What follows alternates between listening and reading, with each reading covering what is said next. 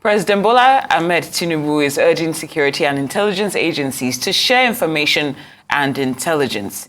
He says hoarding such resources could hinder the fight against terrorism. He made the comment during a visit to the office of the National Security Advisor and the National Counter-Terrorism Center. Our State House correspondent.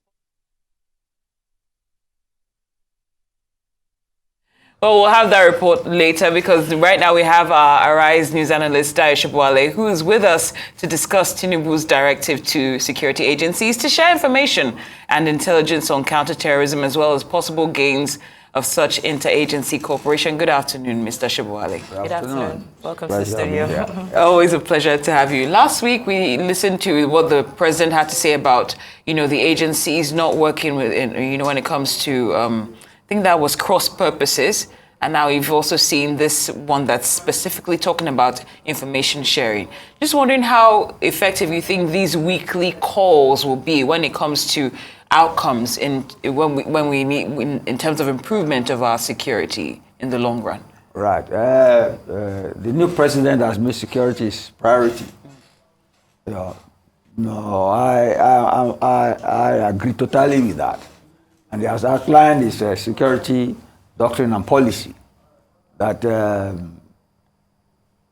his aim is to achieve economic prosperity and maintain the rule of law, and that both are not possible in an insecure or violent atmosphere. So this is a follow-up to that. And you see, when you talk of intelligence sharing, that's the essence of protecting the state or the community. The essence of security is to make sure people, assets, infrastructure, computer systems, and so on, are not tampered with, and are not disturbed. Because cybercrime is a new form of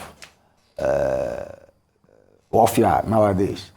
And counterintelligence is needed to make sure that terrorists or those who plan to subvert the security system of any state or nation are not allowed to thrive. Tinubu has gone further in that he has outlined his doctrine, which I just mentioned. And what he has discovered on his visit to that NSA building and the infrastructure and the technology there, what he has discovered is that if you have technology and equipment, it's garbage in, garbage out, you have to use it objectively. Nigeria is a multi-ethnic state. So the use of information can be ethnicized and polarized. If you turn it to brass tacks, we were talking about our LPOB yesterday. Now, if you look at the topography of our insecurity, Boko Haram in the northeast, bandits in Zamfara, Kaduna, the herdsmen and the farmers in the north central, and then kidnapping and so on, southeast, southwest. There are military officers there. There are police officers there. There are custom men there. There are naval officers in our coastal areas. They are from various ethnic groups. If they don't pull information, or if they interpret information to suit their ethnic sympathies and tendencies, there is no way that can be collaboration in protecting all of us. That's the essence of what he was saying. And then I read somewhere in the papers today, at a conference of the Nigeria Bar Association branch in Oka, the assistant conference. They said, I think the theme was collaboration between law enforcement and security agencies to secure justice. And they made the stark revelation there that justice in Nigeria has become transactional. You can buy it instead of being subjected to the rule of law. And in many regards, you see, theoretically, in any political system, the rule of law should be above politics. The rule of law, justice is blind, so supposed to be dispensed impartially no matter whose ox is God. But that Oka, those lawyers told themselves that their whole political system, that the judicial system, that the bar and bench have become polluted and they are not delivering justice the way it should be seen. Because justice is supposed to be to have been seen to have been done, no matter whose ox is God. Now, going to the issue of intelligence sharing. Anywhere in the world, especially with the advent of terrorism after